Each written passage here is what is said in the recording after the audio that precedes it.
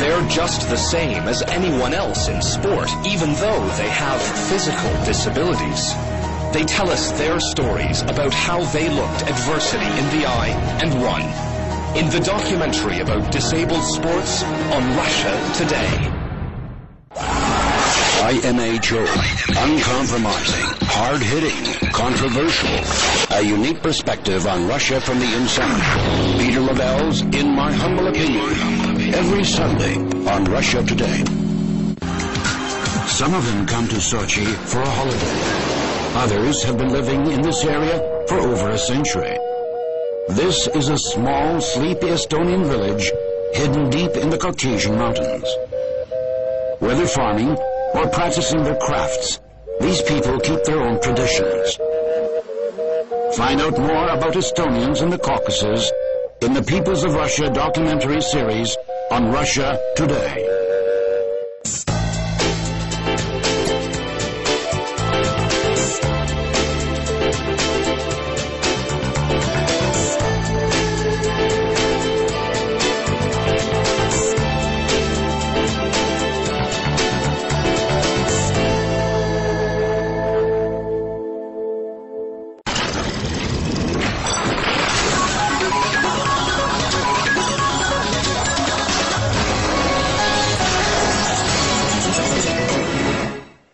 Welcome back to Spotlight. I'm Al Gurnov, and just a reminder that our guest today is Sergei Mavrodi, the founder of a financial pyramid who has recently been released from a detention center in Moscow.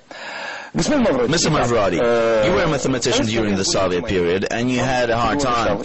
Then business was made legal and you got involved in it by selling computers. And we stopped at the moment when you decided to create the MMM enterprise. Let me ask you a question. Had you initially planned it to become a doomed financial pyramid, so to say, for default and bankruptcy, sooner or later? This is nonsense. Everyone calls it a financial pyramid, but nobody knows what it is. There is no such concept. What do you mean? Give an example. They're used everywhere. They don't exist anywhere. There are no laws for it. But they exist in reality. Well, they're used in conversations, but their meaning is decoded in some way. Or ask any expert. They won't be able to give you a clear answer. There is no such concept. Let me explain what I mean by the concept of a financial pyramid. The investor's money is taken at a high rate of interest. The number of investors grows, the payment to the previous investors is paid back using new money and new income, and as it expands, at some point the money for payments runs out. Well, any bank or financial structure could match such a definition. But bank deals with loans and different types of financial activities. They take money with one interest rate and lend it with a different one. They make money on the financial markets. Imagine that the bank has only two investors. They both arrive on the same day. The bank pays the interest rate, and then one of them wants their money back. No, if investors take everything away, bank collapses. Yes, but why could it collapse if it deals with investments and financial activities, as you call them? The pyramid elements, as they call them, exist in any financial structure to some extent. They are initially built into it. But talking about me specifically, they keep blaming it for this pyramid. But what pyramid can talk about that? What kind of pyramid can you talk when investments are being made in real assets? Well, no, it's rather more philosophical concept. US dollar is considered to be a financial pyramid, by the way. Why do you think that real assets are not secured? All right. When you initially created this MMM investment and finance company, you didn't mean it to be a fraud. You didn't have the scheme in your head on how to collect the money and then... Of course I didn't. Please note another point, which has been neglected the whole time. The complainants showed up only after the state has interfered. Until this happened, there were no complainants. Everything was going perfectly well. So the statement about the financial pyramid was invented by the state, even though it hadn't broken any laws at all. It was a private company which worked. It wasn't breaking the law. And then the authorities suddenly interfered in spite of their own laws. And what they were afraid of, was it you being too wealthy? In that situation, I became too wealthy and I became too big. A really large structure cannot coexist with the government. There shouldn't be a situation when someone can call for a referendum or remove the government altogether. So those papers carrying your picture, which were shown on TV, were turned into another currency in the country, is that right? Practically, yes. And you became a parallel fellow state bank. That's what essentially happened. Our points were in every corner, and that's what's really happened. And you could have come there. Many don't remember how MMM worked. They all believe that I took the money and didn't give it anyone back. This is complete nonsense. You have returned the money to some, but not to everyone. But you were going to return it, is that right? I don't remember everything, but millions of people were buying your papers, and your debt was growing geometrically. No. How were you going to earn the money to pay it back? You were not dealing with oil or gas. What do you mean I wasn't? Both oil and gas, I still own 8% of Gazprom's shares. Gazprom shares, mind you. And there are lots of other oil companies as well. If you consider me from the point of view of that pyramid, this is the answer to all of your questions. All the questions. What do you mean I wasn't investing? I was in oil and gas. So you insist that you had a certain scheme which would allow you to pay back the investors?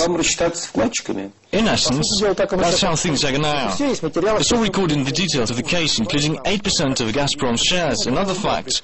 I'm not making it all up now in order to rehabilitate myself. I heard one interview on your release where you were planning to pay back the rest of the investors. Is that true?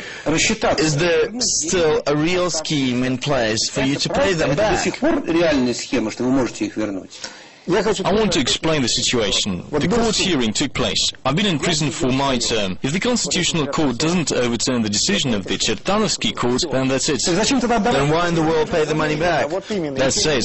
I've already said that the state has no more claims against me. I'm not obliged to give anything back. I might just own all of the assets.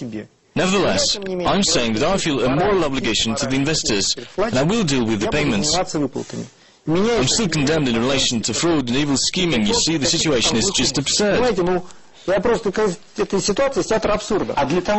in case everything goes well with the court hearing, you'll have to go back to your business in order to pay the money back. Or do you have the money hidden somewhere, perhaps? It's not hidden, it's in the business. You see, the situation is absurd also because all of this information is included in my case. Those Gazprom shares are registered with certain people. All I have to do is take the money and pay it. Will they give that money back? There are contracts with them, and they have to be dealt with. I'm not trying to make it look better. I'm sincere when I say that it was a long time ago. There are such factors as human greed and integrity. There will be problems with some people, but it's quite obvious that there are hundreds of these people. Some will give, some won't. So you don't see yourself as a fraudster. You believe you're a businessman who became a victim of circumstances. Not of circumstances, but rather the state which destroyed everything. Again, it's all in the details of the case. There are direct reports from local administration officials to President Yeltsin on how work was ongoing to destroy MMM. There was an advanced government session. The deputy Mitrofanov, a public figure, could verify this for you. At that meeting, all of the ministers, including even the defense minister, Mr. Grachov, were a force which spoke negatively of MMM. You know, it's like a criminal gang. When they kill someone, every one of them has to stick the knife in. The state deliberately destroy the structure. However, if someone today says that Sberbank is fraudulent, they would be gone the next day. Well, please tell me, if to make a structure like that today in Russia, would it actually work? Of course it would. And not only in Russia, but in any country. So you mean that people don't change and keep making the same mistakes? Mistakes have nothing to do with it. If you give the money for free, who isn't going to take it? Well, no one gives money for free in other countries like France or Germany or Andorra. I don't really want to discuss it, even though I could say a few things about France or Andorra. Don't their laws provide for this? They provide for everything, and it's as easy as it is here. Why? You said that you've never been abroad. Why don't you go to, say, state of Belgium, for example, and start a similar scheme there? I have to wait for the Constitutional Court hearing first, and then I might think about Belgium. But have you thought about it? Let me assure you that in Belgium it would be even easier than here. Here the people are illiterate and it's difficult to explain to them, and people there understand things. So, according to what you're saying, it looks like the people are illiterate here, and it is the businessmen who are illiterate there, and you're the only person who knows how to make big money. What is it? Is it they're lazy, or why don't they do it? I know how to do it, but I don't know why they don't do it. And what is your secret? Why did millions of people bring their money to you? Did you have a successful actors in your ads? Seriously speaking, I believe that any large business should be done only on your own, and everything depends on your personality. I sincerely think so. The answer to why people brought the money is that I was able to do it. There is no other answer. If there was a recipe for success, everyone would do it, but they don't, even though many want to. What exactly were you able to do? You Create such a structure. Okay, it's easy to create something, just collect the documents and file them. Not at all. So what was the most difficult? Was it to persuade people to agree with the authorities to find money? What? Everything was difficult. Okay, for example, when I see the guys at the market play the cups, their main secret is to move the ball from one cup to another. So that is it. Well, it's fraud. Yeah, well, I know, but their secret is to know how to win. So what is your main secret? You say that you are unique. Is that so?